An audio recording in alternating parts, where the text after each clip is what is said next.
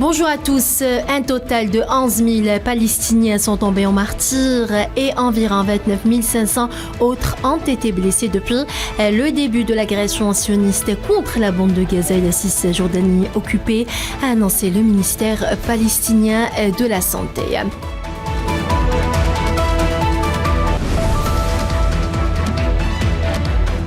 La situation désastreuse dans laquelle sont plongés les hôpitaux et le personnel médical de la bande de Gaza continue de s'aggraver au 37e jour de l'agression menée par l'armée d'occupation sioniste qui poursuit sans cesse ses bombardements contre l'enclave palestinienne où le système de santé a désormais atteint un point de non-retour mettant en danger la vie de milliers de personnes.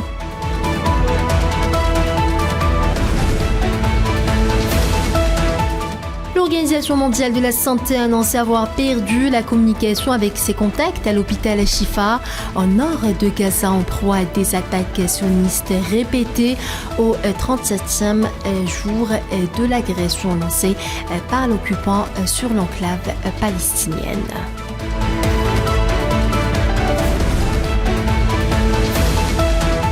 Le représentant permanent de la Chine auprès des Nations Unies a appelé le Conseil de sécurité de l'ONU à agir en vue de permettre un cessez-le-feu immédiat à Gaza, notant que cette option est désormais la seule à même de garantir la survie des Palestiniens innocents.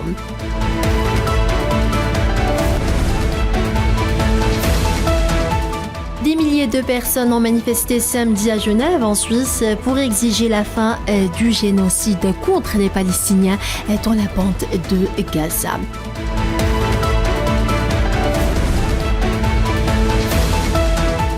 Le secrétaire général adjoint des Nations Unies en charge des affaires humanitaires a déclaré hier samedi que rien ne justifie les attaques visant les patients et les civils tentant de fuir dans la bande de Gaza.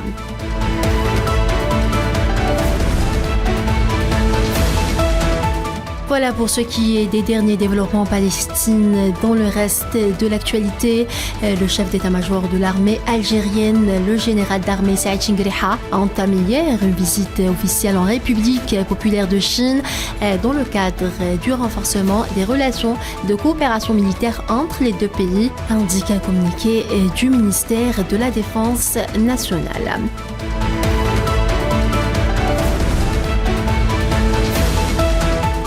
En Tunisie, 7 corps d'émigrés clandestins ont été repêchés. 24 tentatives d'émigration irrégulière ont été déjouées par des unités de la garde côtière tunisienne durant la période du 15 septembre au 15 octobre. Écoulé, a annoncé samedi la Direction générale de la garde nationale.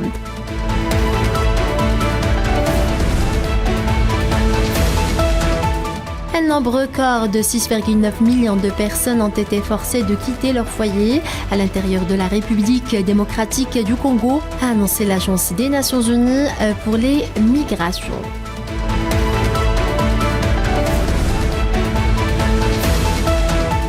Le Parti républicain a dévoilé hier un plan temporaire non conventionnel pour financer l'État fédéral américain menacé dans quelques jours d'une possible paralysie budgétaire. Ce plan en 2 parties est un texte nécessaire pour placer les républicains de la Chambre dans la meilleure position possible pour défendre les victoires des conservateurs, a déclaré le républicain Mike Johnson, nouveau président de la Chambre des représentants.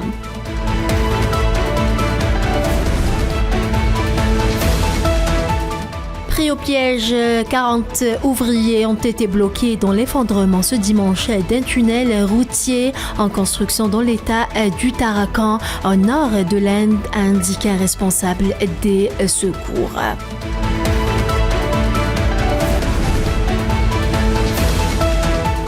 Et puis, pas moins de 150 usines de textiles ont été fermées hier au Bangladesh pour une durée indéterminée alors que le secteur est confronté à une forte montée des revendications salariales qui a conduit la police à poursuivre 11 000 ouvriers pour violence, ont annoncé les autorités. Voilà, c'est la fin de ce bulletin d'information. Merci à vous tous de l'avoir suivi.